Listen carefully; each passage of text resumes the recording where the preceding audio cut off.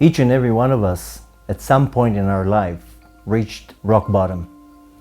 It could be a result of death of a close member of a family. It can be loss of a business, many doors of opportunities closed in your face, heartbreaking, abuse of drugs and alcohol, any type of other abuse.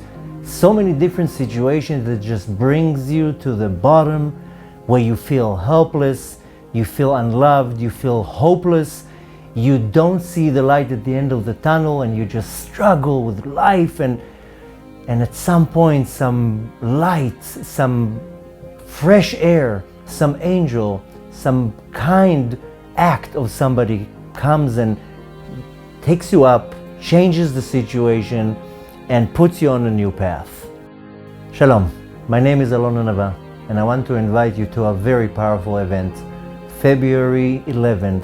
It's going to be a Wednesday at the House of More in Southwest Ranches, where I'm going to be discussing simple but yet deep methods based on the teachings of Kabbalah, how to overcome challenges, how to grow from broken pieces, the path of hope, the path of curing past scars and experiences.